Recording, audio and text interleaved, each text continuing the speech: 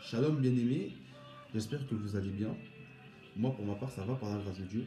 Donc je suis un frère qui aime la parole, je suis le frère Jordan de l'église de Choisy-le-Roi. Je me suis décidé à faire des vidéos sur YouTube et ce soir en fait j'aimerais aborder un thème crucial dans les Écritures qui est la divinité de Yeshua. Pourquoi la divinité de Yeshua? Parce qu'on peut regarder partout dans le monde.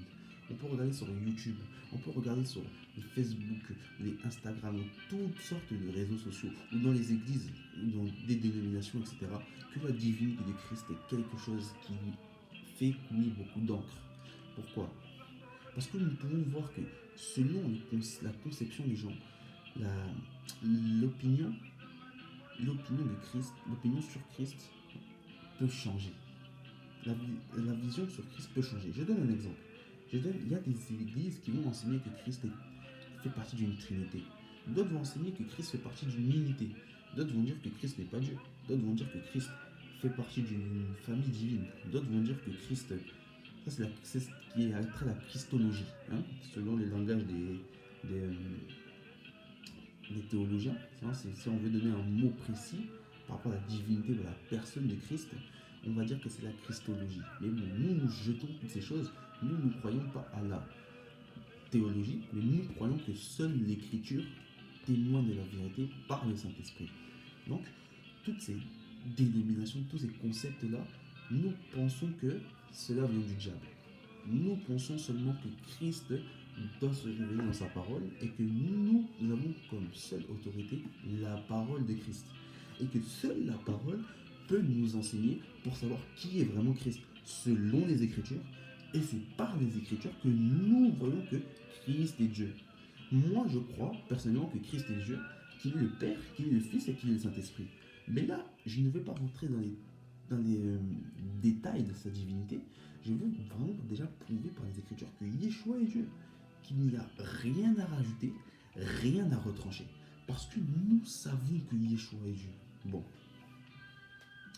prenons les Écritures. Je ne vais pas prendre beaucoup d'écritures, ce ne sera pas une vidéo qui est longue, parce que dans la divinité, nous pouvons prendre plusieurs passages qui attestent que Yeshua est Dieu. Mais je vais prendre les thèmes des versets qui sont de base, que tout le monde peut connaître, que ceux même qui ne croient pas à la divinité de Christ peuvent avoir cette connaissance-là.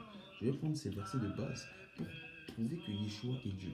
Mais là, je resterai en surface parce que je veux, dans des prochaines vidéos, rentrer en détail pour prouver que Yeshua est le Père, pour prouver que Yeshua est le Saint-Esprit, pardon, et le Fils. Hein? Même si nous savons que Yeshua est le Fils, mais il faut quand même prouver par les Écritures que Yeshua est le Fils. Parce que certains vont dire, comme les musulmans, que le Coran dira que vous avez fait que Jésus-Christ est un fils de Dieu. Les chrétiens disent que Jésus est un fils de Dieu. Les juifs disent que Uzaïr est un fils de Dieu. C'est ça un verset du Coran qui dit ça. Je ne l'ai pas en tête, mais il y a un verset du Coran qui parle comme ça. Or, ils disent que Allah n'a ni engendré, n'a ni de fils, n'a ni engendré. Bon, ça c'est notre conception, mais nous ne parlons pas de ces choses-là. Nous sommes chrétiens, nous nous concentrons sur la Bible. Donc, c'est pour ça, bien aimé, que là, je veux prouver que Yeshua est Dieu. Parce que, frère bien-aimé, si tu n'arrives pas à voir que Yeshua est Dieu, frère bien-aimé, là, c'est vraiment la perdition. C'est la mort, frère bien-aimé. Parce que là, l'une des révélations principales des Écritures, c'est de connaître le Fils. C'est de connaître la divinité. Donc, nous allons voir par rapport à la parole comment Dieu s'est manifesté dans le Fils. Bon, je vais faire quelques secondes de prière. Père éternel, Dieu Tout-Puissant, tu, tu m'as permis de parler ce soir de ta divinité, éternel Dieu Tout-Puissant. Révèle-moi, Seigneur. Enseigne-moi, Seigneur. Parle au travers de moi, Seigneur.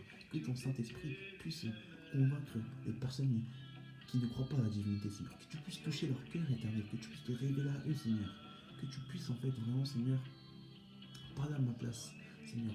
Que tu puisses, Seigneur, m'inspirer davantage, Seigneur, pour traiter de ce sujet éternel, parce que c'est un sujet qui est très important, car c'est lié à ta divinité, Seigneur, car beaucoup, Seigneur, relient cette divinité parce qu'ils ne te connaissent pas, Seigneur. C'est pourquoi, Seigneur, je veux que tu te révèles à eux au travers de cette vidéo, Père. Que ton nom soit béni, Père, que ton nom soit glorifié, Père. au nom du Mashiach, au nom de Yahushua, Seigneur, tu sois béni, que tu sois béni, que ton nom soit glorifié. Amen. Bien-aimés, nous allons prendre les Écritures. Nous allons prendre les Écritures.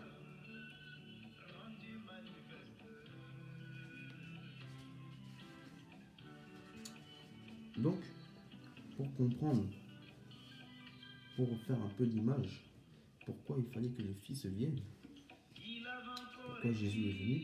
Donc il faut savoir que nous sommes pécheurs, et il fallait que nous soyons justifiés, que nous soyons sauvés et que nous soyons de nouveau connectés à Dieu. Donc il a fallu que quelqu'un vienne mourir pour nous afin de nous réconcilier avec le Père. Et c'est pourquoi Yeshua est venu sur terre. Mais comme je dis, le but de cette vidéo n'est pas de parler de la mission de Yeshua, n'est pas de parler du but de la venue de Yeshua. Le but de cette vidéo est de prouver que Yeshua est Dieu selon les Écritures, tout simplement. Donc, nous pouvons lire dans Ésaïe 7 au verset 14, 7 au verset 14, 7 au verset 15 selon les traductions. Il dit, c'est pourquoi le Seigneur lui-même vous donnera un signe. Voici, la jeune fille deviendra enceinte. Elle enfantera un fils, elle lui donnera le nom de Emmanuel. Donc nous comprenons que une femme va tomber enceinte, selon l'écriture, qu'une femme, que le Seigneur, c'est-à-dire Adonai, parce qu'en hébreu c'est Adonai, nous donnera un signe. Et voilà, la jeune femme deviendra enceinte. Donc nous comprenons qu'il y avait, ceci est une prophétie, parce que c'est écrit dans Ésaïe, qui était un prophète qui est venu, je pense, 600 ans ou 700 ans avant la venue de Christ, si je ne me trompe pas, 600 ans ou à 700 ans. Et il dit qu'elle enfantera un fils. Notez ceci, un fils. Vous voyez ça? Un fils. Retenez ceci, un fils. Ce sera le thème d'une prochaine vidéo. Un fils. Elle lui donnera le nom d'Emmanuel. Emmanuel. Donc, nous allons voir la réalisation de cette prophétie dans la parole. Il est dit dans Matthieu, chapitre 1, verset 18. Voici de quelle manière arriva la naissance de Jésus-Christ. Marie, sa mère, ayant été fiancée à Joseph, se trouva enceinte par la vertu du Saint-Esprit. C'est-à-dire du roi Hakodesh en hébreu, le souffle saint, avant qu'ils eussent habité ensemble. Avant qu'ils eussent habité ensemble. Et il dira dans le passage que Emmanuel signifie Dieu avec nous, bien-aimés. Oh, c'est ça la parole. Reprenons bien ce verset. Matthieu.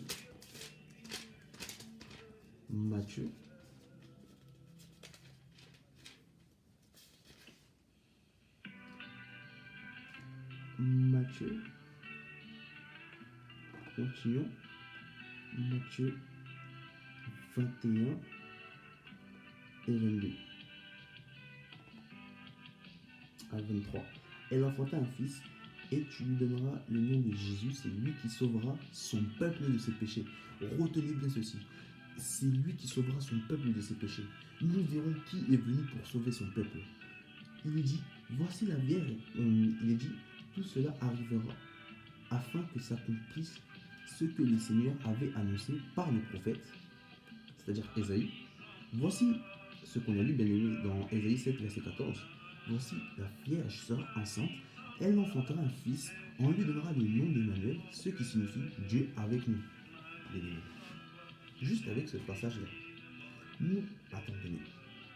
juste avec ce passage-là, bien aimé, on comprend quoi? On dit que il y a une prophétie. On dit que dans la loi, comme Yeshua dira, la loi et les prophètes, les psaumes et les prophètes n'ont parlé que de moi. Ça veut dire que la Torah, Névi'im et les Ketuvim n'ont parlé que de moi, bien-aimé. N'ont parlé. Le Seigneur dira qu'ils ont parlé que de lui. La loi, la Torah, les Névi'im et les Ketuvim. La loi, les prophètes et les écrits. Ils ont parlé que de Yeshua, bien-aimé. Parce que la Bible traite que de Yeshua. La Bible ne parle que de Yeshua. En dehors de la Bible, il n'y a rien d'autre que Yeshua, bien-aimé. Que tu lises même entre les lignes, Yeshua, tous les prophètes étaient Yeshua. Yeshua était dans tous les prophètes, bien-aimé. Bien-aimé, la Bible, c'est Yeshua, frère. La Bible, c'est Yeshua. Nous ne pouvons pas lire les Écritures et ne pas voir Yeshua. C'est pourquoi il dit, il y avait la prophétie, bien-aimé. Pourquoi le Messie devait venir par une femme vierge, selon Ésaïe 7, verset 14. La Bible disait bien précisément. Vous voyez, la Bible est précise. Il dit que c'est une femme vierge qui enfantera le fils. Et ce fils, et même elle donne le nom du fils, c'est-à-dire un des noms du fils, ou elle donne un des titres du fils, qui veut dire Emmanuel. Elle, en hébreu, veut dire Dieu. Emmanuel, qui signifie Dieu est parmi nous. C'est-à-dire qu'il y avait Dieu qui venait, et il était parmi les hommes. Vous voyez? Or, ce nom n'a jamais été appliqué à aucun autre serviteur. Or, même Moïse, qui est dans Deutéronome 34, dira qu'il n'y aura aucun prophète après comme Moïse qui viendra en Israël, qui fera les mêmes œuvres et les mêmes prodiges que lui. Aucun prophète, la Bible dit aucun prophète viendra après Moïse qui fera les mêmes œuvres que lui, pour paraphraser dans Deutéronome 34. Mais nous voyons que même Moïse, qui était censé être le libérateur et un type de Christ dans la loi, parce que Moïse dira un prophète viendra comme moi. Bon, là ce n'est pas le sujet. Là on va traiter de ça en 1 jour. Donc, on comprend que la Bible parle que de Yeshua et que même Moïse, qui était le prophète majeur dans la Torah, où tous les prophètes qui ont suivi parlaient que de lui, n'ont parlé que de lui, ils répétaient que Moïse. Nous voyons que aucun Moïse n'a jamais été appelé Emmanuel. Parce que Moïse était censé symboliser Christ, mais sur terre, en tant qu'homme. Donc voilà. Donc on comprend juste par là que Yeshua était Dieu parmi les hommes. Mais maintenant, il faut montrer en quoi il est Dieu. Donc on va continuer à lire le passage. On est toujours dans le livre d'Ésaïe. Lisons Ésaïe 9, verset 5. Il est dit, car un enfant nous est né, un fils nous est donné, et la domination reposera sur son épaule. On l'appellera admirable, conseiller, Dieu puissant. Dieu puissant? Ah, Seigneur.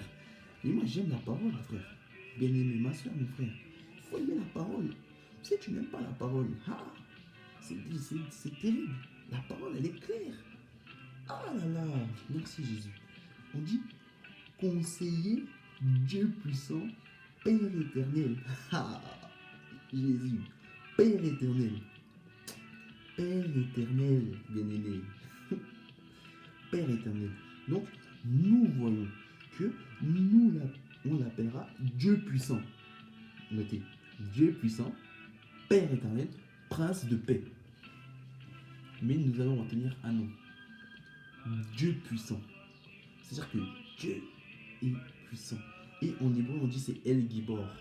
Oui, ce n'est pas El Shaddai. Mais quand on lit Ésaïe 10, verset 21, je crois, on voit qu'on appellera le Dieu de Jacob Dieu fort. Donc, on voit que ça s'applique à Dieu également.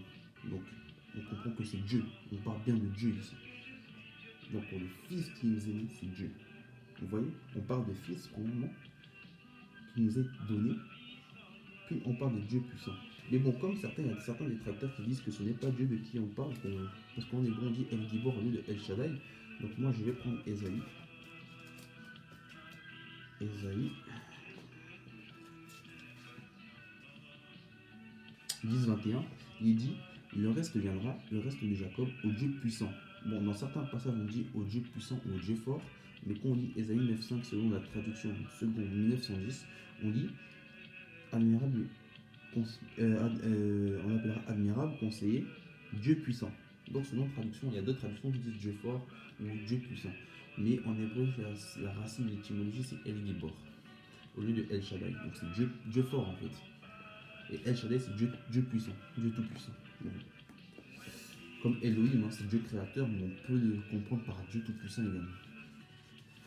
Donc vous voyez que ici on dit que, juste par rapport prophétiquement, il faut savoir que, entre parenthèses, les langages de l'évangile, c'est quatre langages dans l'évangile.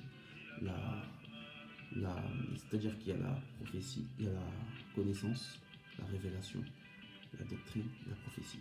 Je ne cite pas dans l'ordre, mais il y a 4 types de langage dans la doctrine. Et là, je parle par prophétie en disant que là, bibliquement parlant, dans la prophétie, on disait qu'il y a Dieu, il y a une personne qu'on appellera Emmanuel, qui signifie Dieu parmi nous, et on l'appellera également Dieu puissant. Donc on voit que prophétiquement, selon Ésaïe, il y aura 2 noms, il y aura 2 titres, un nom et un titre, Emmanuel et Dieu puissant. Donc El Gibor. Donc l'homme qui viendra là, on l'appellera El Gibor. Donc pouvez-vous me dire qu'on appelle un prophète El Gibor? Ah.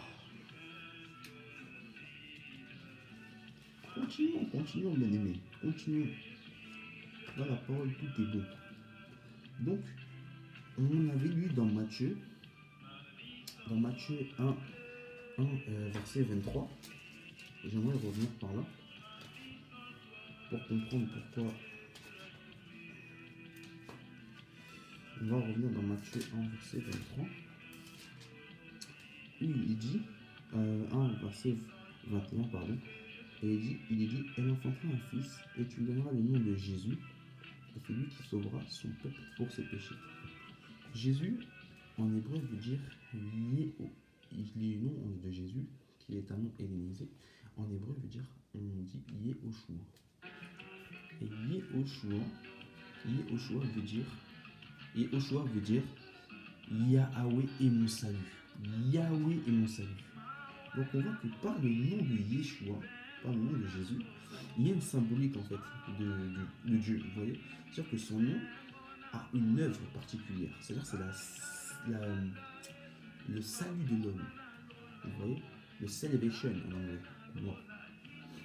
C'est un peu juste un jeu de mots. On voit que c'était pour le salut de l'homme. C'est-à-dire que le nom de Jésus a une œuvre précise. Vous voyez, c'est-à-dire que son œuvre en fait c'est pour sauver l'homme. Et en fait, certains vont dire non mais en fait Dieu a dû envoyer un ange. Certains, comme les témoins de Jéhovah disent Jésus, Dieu a envoyé un ange qui est Michael. Mais on comprend que c'est faux. Parce que Dieu a prophétisé qu'il viendra lui-même sauver son peuple. Lisons ceci dans Ésaïe 35.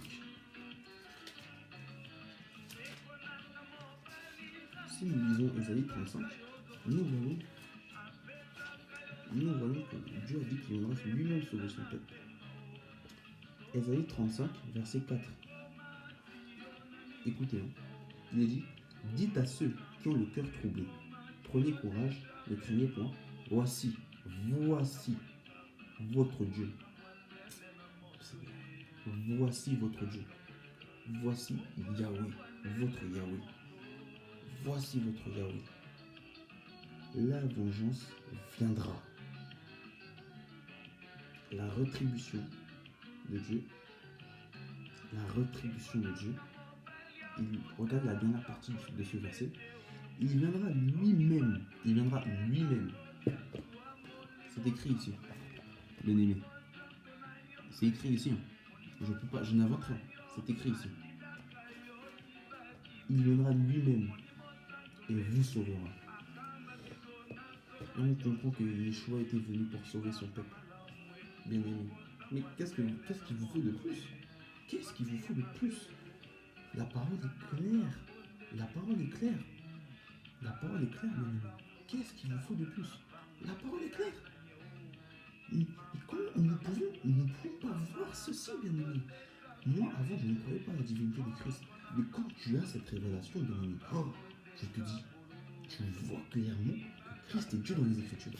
Bien aimé, c'est l'Écriture. La révélation est claire. Donc, c'est par là que nous comprenons ceci. Que selon Ésaïe 35, il est dit que Dieu, Yahweh, viendra lui-même et vous sauvera.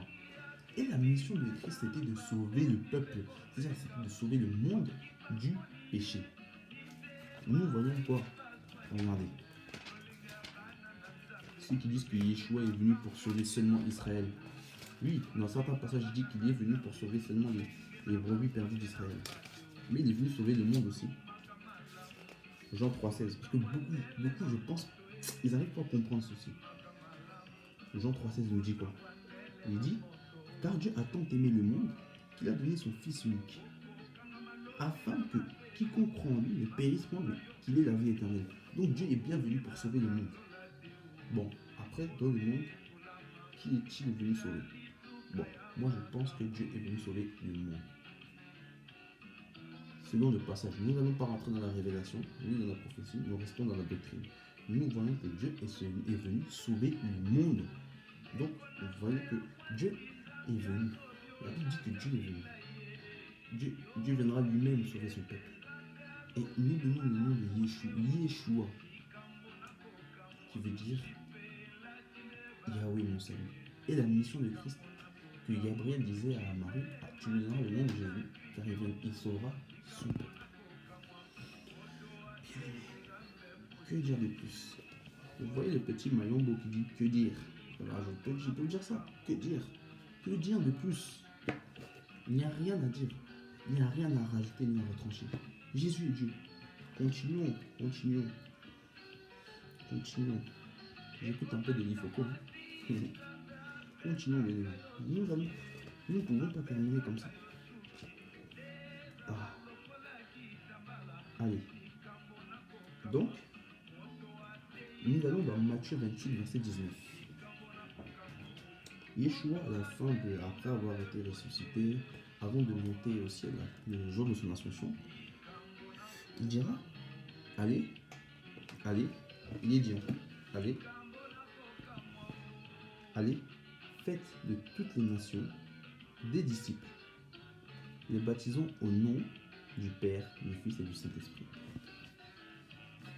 Au nom du Père, du Fils et du Saint-Esprit. Donc, on comprend quoi? On comprend une chose. Quel est le nom du Père, du Fils et du Saint-Esprit? Quel est le nom de tous ces titres? Parce que le Père, le Fils et le Saint-Esprit, ce sont des titres. Donc, quand les Trinitaires disent oui, ce sont des personnes, non, ce ne sont pas des personnes, ce sont des titres. Ce sont des titres. C'est comme toi, tu peux être père avec ton fils avec ta mère, et chez toi, tu peux être, je veux dire, au travail, tu peux être salarié, mais pourtant, tu resteras toi, et tu auras un seul nom. Donc, on voit que dans Matthieu 28, verset 19, le nom était singulier et non au pluriel. Et nous voyons en fait dans Acte 2, verset 38, que ce nom-là en fait aura, je vais citer le verset, ce nom-là en fait aura que Pierre donnant la révélation de quel est ce nom-là. Et nous voyons que le nom dans lequel les gens doivent être baptisés, c'est Jésus-Christ. Donc nous voyons que le nom du Père, le nom du Fils, le nom du Saint-Esprit, c'est Jésus-Christ. Donc si quelqu'un vient dire encore, une fois un décréteur vient dire que Jésus n'est pas Dieu, ou qu'il est trinitaire, ou qu'il va baptiser au nom du Père, du Fils et du Saint-Esprit, ce frère-là n'a rien compris. Il n'a rien compris. Tu n'as rien compris, frère. Il faut revenir, t'asseoir et te faire enseigner. Tu n'as rien compris, le niveau. Comment tu peux dire que Jésus est une trinité, ou tu dois baptiser au nom du Père, du Fils et du Saint-Esprit? Non, bien aimé. Non. C'est que tu n'as rien compris dans les Écritures et qu'il faut que tu t'assoies et que tu écoutes la parole. Parce que, bien aimé, beaucoup se hâtent à enseigner, beaucoup se hâtent à croire en des choses, mais ne sont pas assis dans la parole. Soyons assis, bien aimé. Écoutons la parole, lisons la parole, méditons la parole, étudions la parole, et là nous verrons que Yeshua est Dieu. Continuons. Donc c'est juste une parenthèse pour comprendre que le nom du Père, du Fils et du Saint-Esprit, c'est Jésus-Christ. Donc nous voyons que le nom de Dieu, c'est Jésus-Christ. Tout simplement. Dans la grâce, c'est Jésus-Christ. Yahweh s'est révélé en Jésus-Christ. Il n'y a pas d'autre nom. Donc quand les témoins de Jéhovah mettent Jéhovah dans le Nouveau Testament, nous comprenons que ceci n'est pas de Dieu. Parce qu'ils veulent imposer une doctrine qui n'a rien à voir avec le Nouveau Testament. Parce que dans le Nouveau Testament, on parle plus du Père que du Fils. On parle du Fils, non? Parce que c'est le Père qui s'est révélé dans le Fils. Bien. Donc, Jean 1, verset 1. Allons dans Jean. Pour comprendre. Moi, on monte progressivement. Pour comprendre que Yeshua est Dieu. Jean 1, verset 1. Il dit, au commencement était la parole, et la parole était avec Dieu, et la parole était Dieu. Elle était au commencement avec Dieu. Et toutes choses ont été faites par elle, et rien n'a été fait, qui a été fait n'a été fait sans elle. Verset 14 dira, et la parole a été faite chair. Elle a habité parmi nous. Pleine de grâce et de vérité, nous avons contemplé sa gloire, comme la gloire du Fils unique venant nous du Père. Donc, pour comprendre un peu le passage, nous voyons qu'au commencement, Bereshit, comme Genèse 1, verset 1, Bereshit bara Elohim. Au commencement, Dieu créa. Donc là, c'est au commencement était la parole. Là, ce n'est pas le même commencement que Genèse 1, verset 1. Mais on comprend que c'est au commencement que ça commence. Le prophète Jean avait vraiment la révélation de qui est Christ. Pierre avait la révélation, mais Jean a vraiment dans son évangile de comprendre qu'il avait vraiment la révélation, l'intelligence de comprendre que Jésus-Christ était Dieu. Donc on voit qu'il dit au commencement était la parole, et la parole était avec Dieu. Vous voyez? Et la parole était Dieu. Donc la parole était avec Dieu, mais la parole était Dieu. Et que elle était au commencement avec Dieu. Donc dès le commencement, c'est un langage pour dire que, là c'est dans la révélation, que dès l'éternité, bien aimé, que dès l'éternité, dès toute l'éternité, Jésus-Christ était avec Dieu. Depuis là-bas, la parole était avec Dieu et la parole était Dieu. Donc c'est-à-dire que Dieu était avec Dieu dès l'éternité. C'est-à-dire que Dieu en lui-même était là dès l'éternité. C'est-à-dire que dans la préscience, Yeshua devait venir déjà. Mais c'était de la préscience. Vous voyez? Bon, je continue. Et au verset 3, on dit que toute chose a été faite par elle et rien n'a été fait sans elle. Donc c'est-à-dire qu'en fait, la parole, c'est le créateur. Donc on comprend que la parole, que Yeshua est le créateur en fait. Parce qu'il est dit qu'au verset 14, la parole a été faite chair. Qui a été faite chair? Nous comprenons que Yeshua a existé avant la fondation du monde. Donc il a été fait chair. Et qu'il est dit, elle a habité parmi nous, pleine de grâce et de vérité, et nous avons contemplé la gloire. Une gloire comme la gloire du Fils unique venant du Père. Comme une gloire venant la gloire du Fils unique venant du Père. Donc nous voyons d'où Yeshua vient. Donc nous voyons que Yeshua, encore une fois, est Dieu béni. La parole est claire. Il dit la parole était avec Dieu et la parole était Dieu. Et que cette parole qui était au ciel et qui était avec Dieu est venue sur terre et s'est faite chair. Que demander de plus? Et bon, si vous voulez qu'on continue avec les Écritures, nous allons continuer. Jean 5, verset 43, regardez ce que Jésus va dire. Je suis venu au nom de mon Père, et vous ne me recevez pas. Si un autre vient en son propre nom, vous le recevrez? Il faut se poser cette question. S'il vient au nom du Père, au nom de son Père, alors quel est son nom? Or, nous avons vu bien avant que le nom du Père est Yeshua.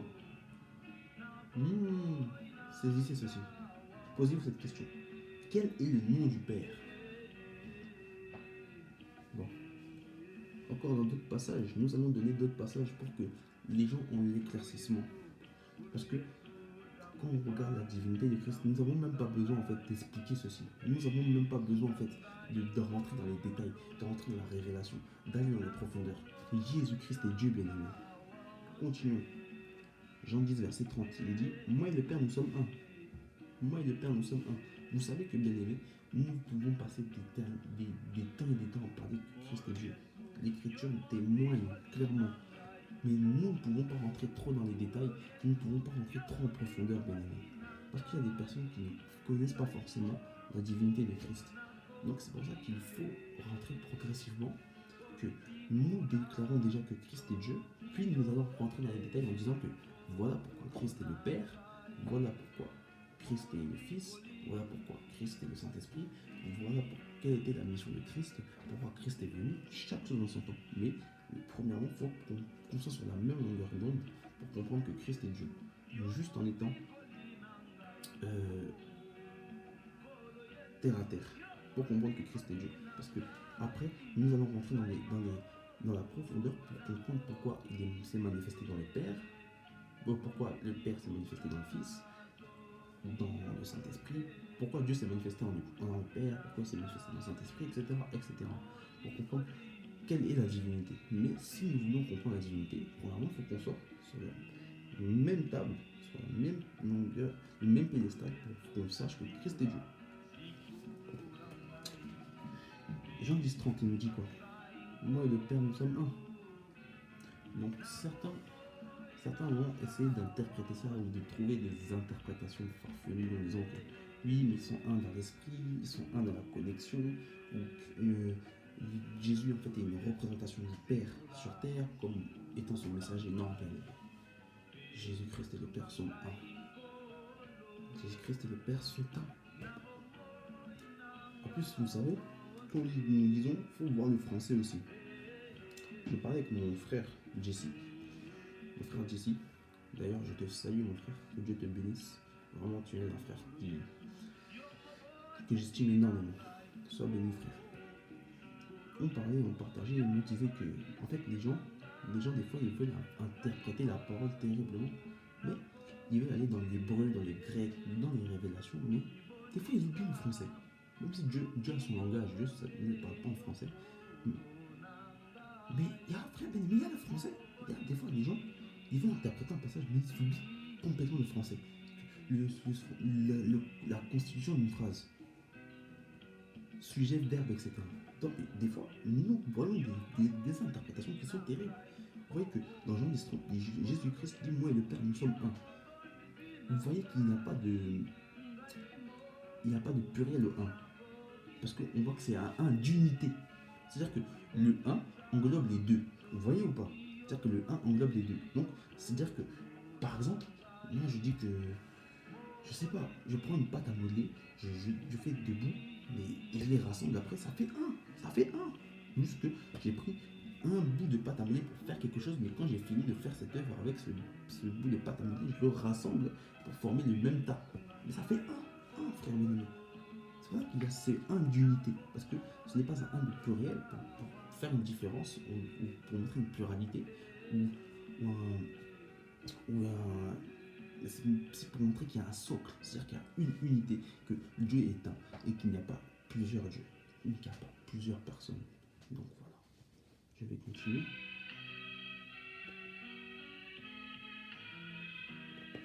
Jean 12, verset 45 qui dit que celui qui me voit celui qui m'a envoyé. Nous voyons que dans la parole, par exemple dans Exode 33, Moïse va demander à Dieu, fais-moi voir ta gloire. Mais Dieu dira à Moïse, pour paraphraser, que tu ne peux voir ma gloire car tu mourras. Donc en fait on comprend qu'en fait aucun homme ne peut voir Dieu. Vous voyez, c'est ça que Dieu a montré son dos à Moïse. Parce qu'aucun homme peut voir Dieu et rester vivant. Parce qu'en fait nous sommes terrestres. Il faut vraiment pour pouvoir comprendre cette révélation de Dieu qui est céleste, cette révélation complète de Dieu, il faut qu'on meure en fait pour qu'on puisse le voir. Mais en tant qu'humain, en tant qu'être charnel, nous pouvons voir ce qui est spirituel. Donc c'est vrai que Moshe va voir en fait le derrière de Dieu. Et vous voyez que pourquoi en fait Dieu aime tellement sa création que vu que l'homme, voyant Dieu, voyant la gloire de Dieu, meurt. Donc c'est pour ça que Dieu en fait, dans son amour infini, est venu sur terre, dans la chair d'un homme, pour pouvoir en fait marcher sur terre. Et pour pouvoir en fait, pour que les hommes puissent voir Dieu. C'est pour ça que Yeshua dira dans Jean 12, verset 45, que celui qui me voit, voit celui qui m'a envoyé. Ce n'est pas comme si c'était un ambassadeur qui vient, ou c'est un messager parce qu'il est connecté au Père, donc c'est un représentant. Non. Celui qui voit Yeshua voit le Père. Parce qu'il a bien dit dans Jean 10, 30 que moi et le Père, nous sommes un. Regardez dans Jean 14, verset 8 au verset 9, il dit Philippe lui dit, Seigneur, montre-nous le Père, et cela nous suffit. Jésus lui a dit, regardez bien, il y a longtemps que je suis avec vous et tu ne m'as pas vu. Tu ne m'as pas connu, Philippe. Celui qui m'a vu a vu le Père. Comment dis-tu, montre-nous le Père? Yeshua pouvait dire non, mais bien-aimé. Yeshua pouvait reprendre Père en Philippe, pardon, en lui disant non, mais attends, Philippe, je ne peux pas te montrer le Père car tu vas mourir. Comment veux-tu voir le Père alors qu'il est dit dans la Torah que si un homme voit le Père, voit Dieu, il meurt? Alors que, regardez, remarquez la réponse de Christ, il dira celui qui m'a vu a vu le Père. Comment dis-tu, montre-nous le Père? Donc on comprend que Yeshua était le Père en fait, révélé dans la chair. Ah bien aimé, la parole c'est incroyable. C'est pour ça que la parole en fait, la parole ce n'est pas des raisonnements. La parole ce n'est pas des pensées charnelles, des pensées humaines. Toutes ces choses-là, Paul dira, nous balayons tous les faux raisonnements. Bien aimé. C'est pour ça en fait, soyons soumis à Dieu en fait. Ne résistons pas au Saint-Esprit. Que le Saint-Esprit nous enseigne qui est Christ.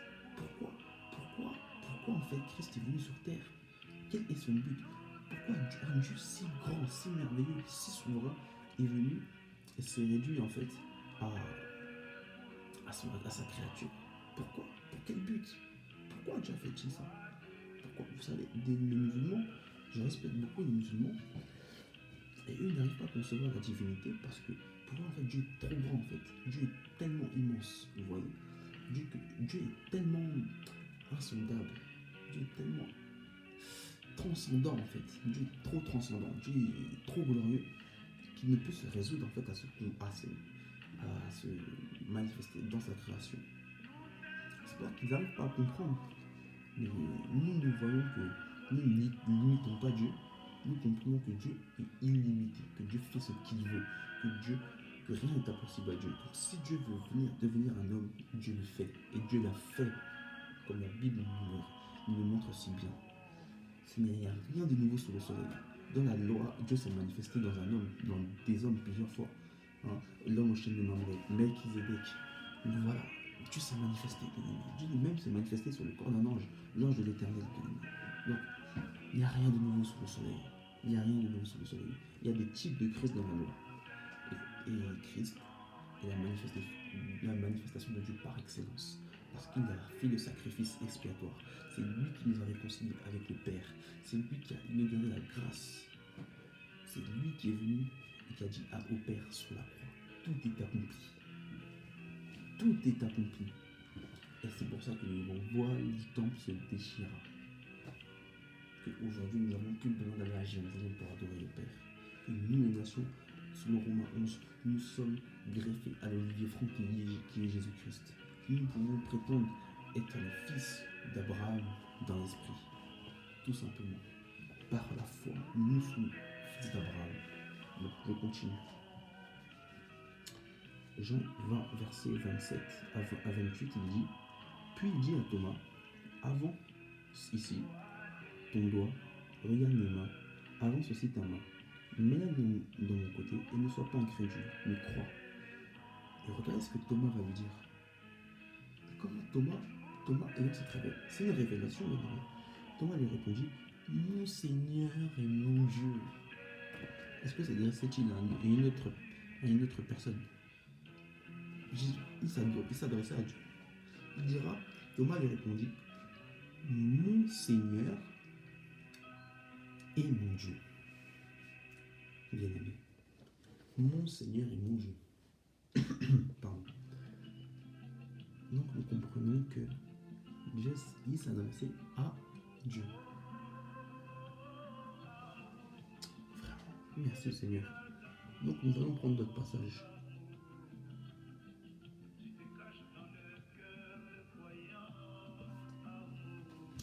Éphésiens 4, verset 5 nous dit, il y a un seul Seigneur, une seule foi, un seul baptême. Un seul Seigneur. Il n'est pas dit, il y a un Seigneur, il y a Dieu le Père, il y a Dieu le Fils, il y a Dieu le Saint-Esprit. Non, il dit, il y a un seul Seigneur. Or, dans la Bible, on appelle Jésus Seigneur. On l'appelle Adonai. Est-ce que cela veut dire que Jésus-Christ n'est pas Dieu. Non. Cela démontre bien que Jésus-Christ est Dieu. Je ne vais pas prendre tous les passages dans Jean pour exprimer que Jésus-Christ est Dieu. À des moments dans Jean 10, on a cherché à les lapider parce que certains vont dire que toi tu t'es fait Dieu. Regardez, nous allons prendre Jean parce que ce sont des passages cruciaux. Nous allons prendre Jean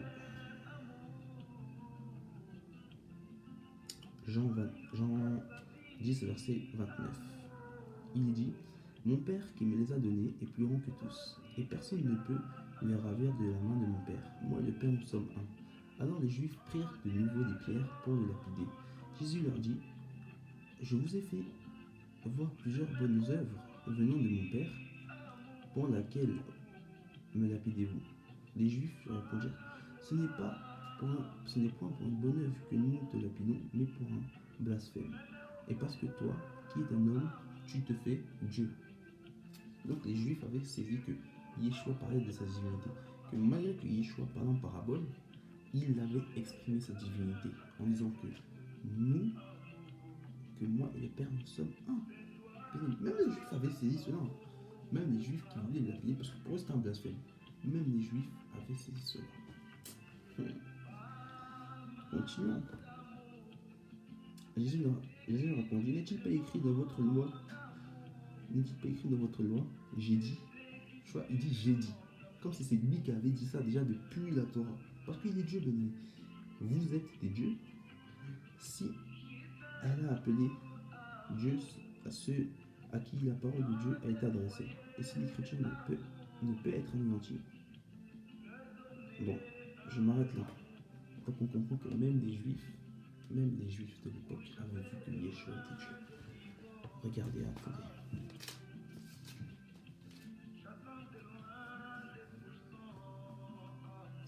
On va continuer, béni. On va continuer.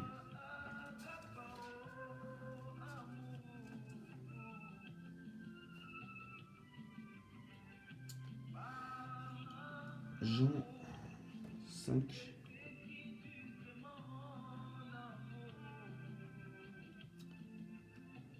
Jean 5, nous allons prendre le passage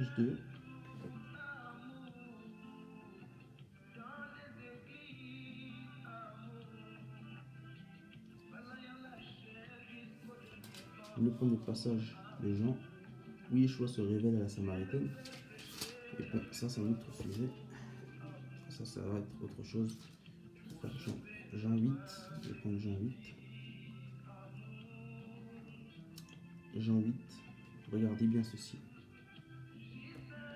Que dans Jean 8, au verset 56, verset 57, pardon, les Juifs lui dirent: tu n'as pas encore 50 ans et tu as vu Abraham. Regardez ce que Yeshua va dire. Jésus leur dit: en vérité, je vous le dis, avant qu'Abraham fût, je suis. Et sachez que dans la Torah, dans la loi, ou en Israël, aucune personne pouvait dire en fait je suis. Aucune personne pouvait utiliser le verbe être, parce qu'en fait ceci est attribué qu'à Dieu. Pourquoi? Parce que dans Exode, en fait, si nous pouvons prendre ce passage rapidement, dans Exode, au chapitre 3, verset 14, Dieu en fait se révélait à Moïse sous un nom. Dieu allait envoyer Moïse en mission, en tant que libérateur pour Israël. Et Moïse posa la question à Dieu. Et il lui dit, au verset 13, j'irai donc vers les enfants d'Israël et je leur dirai: le Dieu de vos pères m'envoie vers vous. S'il me demande quel est son nom, que leur répondrai-je? Dieu dit à Moïse: je suis celui qui suis. Et il ajouta: c'est ainsi que tu répondras aux enfants d'Israël. Celui qui s'appelle je suis. Vous voyez, Jéhoshua dira dans Jean 8, avant Abraham, je suis. Avant Abraham, je suis. Et il est bien dit au verset 14, celui qui s'appelle je suis m'a envoyé vers vous. Et dit au verset 15, Dieu a dit encore à Moïse, tu parles ainsi aux enfants d'Israël, l'Éternel, le Dieu de vos pères, de Abraham, de Isaac et de Jacob, m'envoie vers vous. Voilà mon nom pour l'éternité. Voilà mon nom de génération en génération. Son nom ne change pas. Sauf que son nom a une fonction qui est Yahweh et salut, donc Yehoshua. Et ceci est le nom du Père. Yehoshua. Continuons. Donc c'est juste pour vous montrer encore un autre passage que Yeshua est Dieu en fait. Que c'est clair dans les Écritures. J'espère par ces passages-là que je vous ai édifié et que moi-même je me suis édifié parce que cela me rappelle encore à quel point Yeshua est Dieu. Je n'ai pas en fait voulu exprimer en fait quelle était la mission de Christ. Juste exprimer que Yeshua est Dieu selon les Écritures et que j'espère que j'ai pu vous édifier. Donc nous allons prendre Colossiens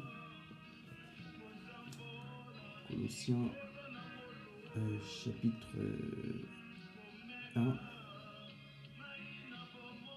du verset 12 au verset 20, il dit « Rendez grâce au Père qui vous a rendu capable d'avoir part à l'héritage des saints dans la lumière, qui nous a délivrés de la puissance des ténèbres, nous a transportés dans le royaume du Fils de son amour, en qui nous avons la rédemption, la rémission des péchés. Il est l'image du Dieu invisible, donc sur terre, il est l'image du Dieu invisible. En fait, il reflète le Père par son image. Le premier de la création, on en parlera un jour. Car en lui ont été créées toutes choses, ce qui fait écho à Jean 1, verset 3. Quand il dit que la parole a créé toutes choses, la parole c'est Yeshua. Il dit que c'est le créateur, entre guillemets. Car en lui ont été créées toutes choses, qui sont dans les cieux, sur la terre, visibles et invisibles, trône, dignité, domination, autorité, tout ce qui a été créé par lui et pour lui. Tout a été créé par lui et pour lui. Pour lui, celui qui est venu sacrifier sur la croix pour nous. Vous voyez, toute chose a été créée par lui et pour lui. Il est avant toute chose et toute chose subsiste en lui. Donc on voit que dès le commencement, il était déjà là. Que même avant Abraham, ça fait déjà plus de 4 millions, 5 millions, plus de 5 millions, il était déjà là. Il était même là avant Abraham. Il est la tête de l'Église, il est le commencement, le premier d'entre les morts, afin d'être le tout premier. Car Dieu a voulu que toute la plénitude car Dieu a voulu que toute la plénitude habitât en lui. Et il a voulu par lui réconcilier tout avec lui-même, tant ce qui est sur la terre que ce qui est dans les cieux, en faisant la paix par lui, par le sang de sa croix. Donc comme je vous ai dit, la mission de Christ en fait était de vous réconcilier par le sang, parce que sans effusion de sang, il n'y a point de pardon. Donc il fallait que Christ vienne, que Dieu vienne dans la chair humaine, que la chair de Dieu, que la chair de Dieu, la chair de l'homme, parce que Dieu, Yeshua était fils de l'homme, il était fils de Dieu à la fois. Il fallait que cette chair qui est parfaite, qui n'a point goûté au péché, qui est la pâte sans levain, c'est pas qu'on dit que c'est la manne qui vient du ciel, c'est-à-dire du pain sans levain, ce qui fait écho à la fête après Pessah, la fête des pains sans levain, parce que c'est une symbolique précise, parce que c'est le corps de Christ qui n'a point goûté au péché. Donc,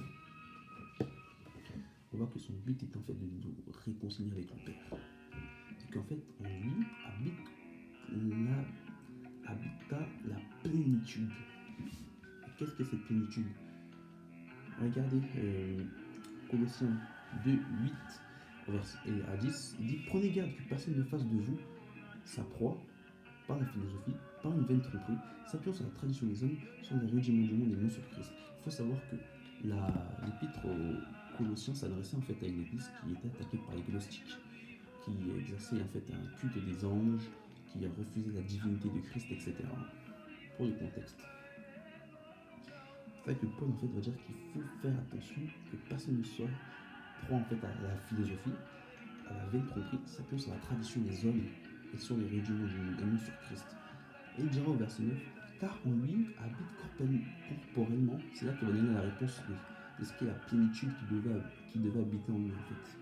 Il dit car en lui habite corporellement toute la plénitude de la divinité. Vous avez tout pleinement en lui, qui est le chef de toute domination et toute autorité. Car en Christ habite corporellement toute la divinité. En Christ habite corporellement toute la divinité. C'est clair et net, non? Que demander de plus? Et vous ne pouvez pas me dire que Yeshua n'est pas Dieu. Et là, nous rentrons vraiment dans un verset clair et net, mes amis, qui exprime clairement le message de la Bible. 1 Timothée 3,16. Dans des traductions, ça diffère, mais dans la traduction Nègre, il est dit, traduction Nègre, 1979, nouvelle édition de Jérusalem. Moi, je prends plein de traductions de Nègre. Je prends Darby, je prends 1979, je prends seconde 1910 parce qu'ils se complètent. Mais je prends la BJC, je prends même celle du témoin de Jéhovah. Il y a des traductions dont le langage va être dilué que je ne vais pas prendre, comme second 21, etc. Mais c'est mon choix personnel. Mais en tout cas, ces Bibles-là, moi je me réfère beaucoup à ces Bibles-là. Et il dit dans la traduction Nègre, en fait, et sans contredit, le mystère de la piété est grand. C'est un mystère. Dieu, il a été manifesté en chair, justifié par l'Esprit, vu des anges, prêché aux gentils, pardon, pas aux gentils, aux gentils, c'est-à-dire aux païens, cru dans le monde. Donc ceux qui disent que Yeshua n'est pas venu pour être cru dans le monde, qu'il n'est pas venu pour sauver le monde. Ce verset dit quoi? Élevé dans la gloire. Qu'est-ce que je dois dire de plus? Je répète encore. Dieu a été manifesté en chair, justifié par l'Esprit. Quand dans Matthieu 3, il va dire voici celui-ci est mon fils bien-aimé. Romains 1, verset 4 dira que c'est le Saint-Esprit qui déclara Jésus fils. Vu des anges, quand Yeshua était né, n'avait-il pas des anges qui sont venus prévenir les bergers? Prêcher aux gentils, pardon. Paul, qui était apôtre des nations, n'est pas venu prêcher aux païens. Corneille, qui était un craignant de Dieu, n'a-t-il pas cru en Yeshua? Luc, qui était peut-être un craignant de Dieu, qui n'était pas un apôtre, n'a-t-il pas cru en Yeshua? Bien aimé, que dire de plus?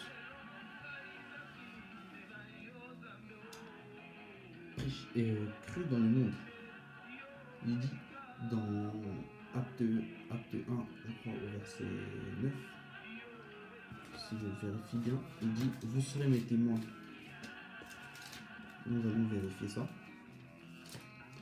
Si ma mémoire est bonne. Vous serez mes témoins. Acte 1. Acte 1. Acte 1, c'est 9. Acte 1, verset 8, pardon. Vous recevrez une puissance de Saint-Esprit survenant sur vous, et vous serez mes témoins à Jérusalem, à Yerushalayim, en Judée, en Samarie, et jusqu'aux extrémités du monde. C'est cela qui veut dire qu'il sera cru et prêché dans le monde entier.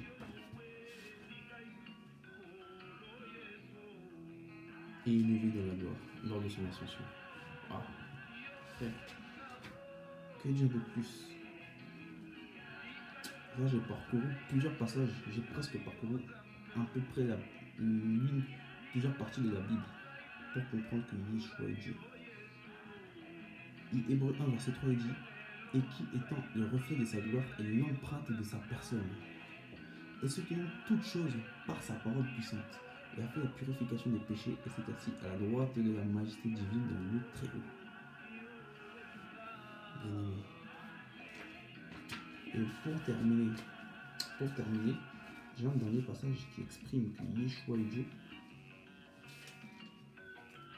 En Jean 5, verset 20, il nous dit nous savons que le Fils de Dieu est venu. Nous savons ceci. Selon Ésaïe 9, verset 4, 9, verset 5, pardon, un Fils nous a été donné. Nous savons que le Fils de Dieu est venu. Cela, Dieu l'a attesté en Matthieu 3, verset 14, je crois. Et dans Romains 1, comme je l'ai dit, le Saint-Esprit a attesté que Yeshua était Dieu. Nous savons que le Fils est venu. et qui nous a donné l'intelligence pour connaître le véritable. Donc, quand Yeshua est venu, il nous a dit que le Saint-Esprit est venu enseigner. Donc, c'est ça qui donne l'intelligence, c'est le Saint-Esprit. C'est ça qui nous donne l'intelligence. Donc, quand Yeshua est venu, il est remonté au ciel. Dans Jean 14, il a dit qu'il ne laissera pas orphelin, que le consolateur viendra. Donc, il nous avait donné cette empreinte qui était le Saint-Esprit. Donc, le Saint-Esprit est venu et nous a donné pour connaître qui est le véritable. Donc, le véritable, c'est dire c'est Yeshua qui est Dieu. Donc, suivez ce passage. Et nous sommes dans le véritable. Oui, nous sommes dans le véritable. En son Fils, Jésus-Christ. Tout simplement. Donc, bien aimé, je pense qu'il n'y a rien de plus explicite. Il n'y a rien de plus explicite que Yeshua est Dieu selon la Bible. Donc, je suis peut-être resté un peu. Je suis peut-être resté trop en surface, mais je pense que c'est important de comprendre en fait, selon les Écritures que Yeshua est Dieu. Donc, j'espère vous avoir édifié selon, sur ce sujet-là. En tout cas, 50 minutes, plus de 50 minutes. J'espère que cela vous a édifié. En tout cas, que Dieu vous bénisse et vraiment soyons vraiment soumis seulement à la parole. Et que seulement la parole puisse nous enseigner. Donc en tout cas, je vous exhorte à lire davantage la parole, à prier le Père qui nous enseigne clairement que Yeshua est Dieu. Et que de laisser tous ces raisonnements, toutes ces philosophies et de s'attacher qu'à la Bible. En tout cas, que Dieu vous bénisse. Shalom à vous. Bye.